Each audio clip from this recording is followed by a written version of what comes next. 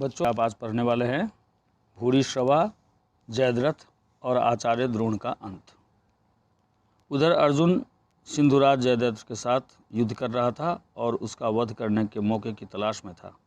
इतने में भूरिश्रवा ने सात्विकी को ऊपर उठाया और जमीन पर जोर से दे पटका। कौरव सेना जोरों से कोलाहल कर उठी। सात्विकी मारा गया।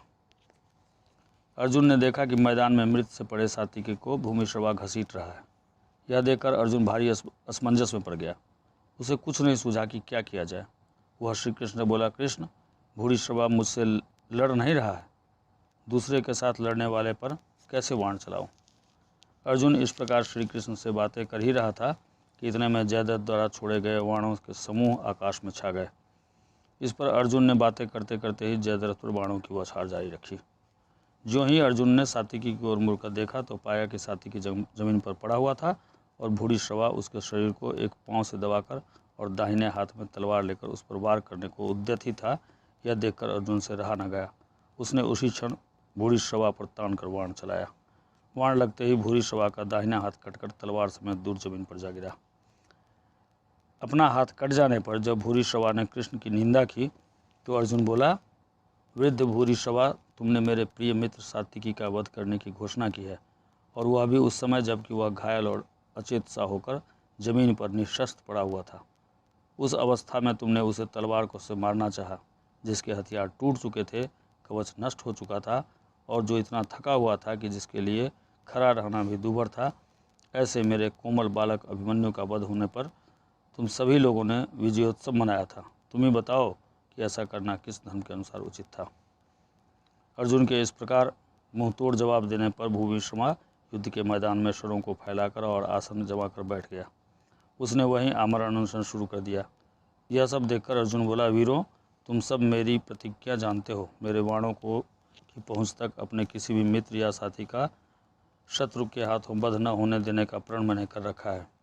इसलिए सात्विकी की रक्षा करना मेरा धर्म था। अर्जुन की ये बातें सुनकर भूरिश्रवा ने भी शांति से सिर नवाया और जमीन पर टेक दिया। इन बातों में कोई 2 घड़ी का समय बीत गया था। सब लोगों के मना करते हुए भी सात्विकी ने भूरिश्रवा का सिर धड़ से अलग कर दिया। सात्विकी के कार्य को सबने निकृष्ट कहकर धिक्कारा।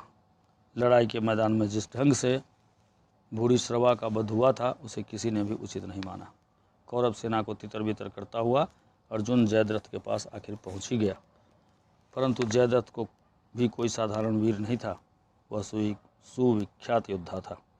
वह डट कर लड़ने लगा। उसे हराना अर्जुन के लिए भी सुगम न था। बड़ी देर तक युद्ध होता रहा। दोनों पक्षों के वीर सूर्य की ओर बार बार देखने लगे। धीरे धीरे पश्चिम में लालिमा छाने लगी और सूर्यास्त का समय भी नज़दीक आने लगा, परंतु जयद्रथ और अर्जुन का युद्ध समाप्त होने के कोई लक्षण नजर नहीं आते थे। यह देखकर दुर्योधन के मन में आनंद की लहरें उठने लगी। उसने सोचा कि अब जरा सी देर और है। जयद्रथ तो बच ही गया और अर्जुन की प्रतिज्ञा विफल हुई सी है। जयद्रथ ने भी पश्चिम की ओर देखते हुए मन में कहा, चलो प्राण बचे। इसी बीच श्री कृष्ण ने अर्जुन से कहा, अर्जुन, जयद्रथ सूर्य की तरफ देखने में लगा है और मन में समझ रहा है कि सूर्य डूब गया, परंतु अभी तो सूर्य डूबा नहीं है। अपनी प्रतिज्ञा पूरी करने का तुम्हारे लिए यही अवसर है। श्री कृष्ण के ये वचन सुन अर्जुन के कान में पड़े ही थे कि अर्जुन के गांडीव से एक तेज बाण छूटा और जयद्रथ के सिर को उड़ा ले गया। श्री कृष्ण ने समय पर ही एक चेतावनी अर्जुन को दे दी थी कि जयद्रथ के सिर को जमीन पर नहीं गिरने देना है। अर्जुन ने ऐसा ही किया। जयद्रथ के पिता वृद्ध क्षत्र अपने आश्रम में बैठे संध्या वंदना कर रहे थे कि इतने में जयद्रथ का सिर ध्यान मग्न राजा की गोद में जा गिरा। ध्यान समाप्त होने पर जब वृद्ध क्षत्र की आंखें खुली और वह उठे तो जयद्रथ का सिर उनकी गोद से जमीन पर गिर पड़ा और उसी क्षण भूरे वृद्ध क्षत्र के सिर के भी 100 टुकड़े हो गए। जब युधिष्ठिर ने जान लिया कि अर्जुन के हाथों जयद्रथ का वध हो गया है तो उन सब के आनंद की सीमा न रही। इसके बाद तो युधिष्ठिर दूर उत्साह के साथ सारी पांडव सेना को लेकर आचार्य द्रोण पर टूट पड़े। 14वें दिन का युद्ध केवल सूर्यास्त तक ही नहीं बल्कि रात को भी होता रहा। घटोत्कच भीमसेन का हिडिंबा से उत्पन्न हुआ पुत्र था। कर्ण और घटोत्कच में उस रात बड़ा भयानक युद्ध हुआ। घटोत्कच ने कर्ण को भी इतनी पीड़ा पहुंचाई थी कि वह आपे में न रहा और इंद्र की दी हुई शक्ति का, जिसे उसने अर्जुन का वध करने के उद्देश्य से यत्नपूर्वक सुरक्षित रखा हुआ था घटोत्कच पर प्रयोग कर दिया। इससे अर्जुन का संकट तो टल गया, परंतु भीमसेन का प्रिय एवं वीर पुत्र घटोत्कच मारा गया। पांडवों के दुख की सीमा न रही। इतने पर भी युद्ध बंद नहीं हुआ। द्रोणाचार्य के धनुष से बाणों की तीव्र बौछार से पांडव सेना के असंख्य वीर कट कट कर गिरते जाते थे। यह देखकर श्री कृष्ण अर्जुन से बोले, अर्जुन, कुछ कुचक्र रचकर ही इनको समाप्त करना होगा। आज अगर परास्त न हुए तो ये हमारा सर्वनाश कर देंगे। इसलिए किसी को आचार्य के पास जाकर यह खबर पहुंचानी चाहिए कि अश्वत्थामा मारा गया। युधिष्ठिर ने काफ़ी सोच विचार के बाद कहा कि यह पाप मैं अपने ही ऊपर लेता हूँ। इस व्यवस्था के अनुसार भीम ने गदा प्रहार से अश्वत्थामा नाम के एक भारी लड़ाके हाथी को मार डाला। फिर द्रोण की सेना के पास जाकर जोर से चिल्लाने लगा, मैंने अश्वत्थामा को मार डाला है।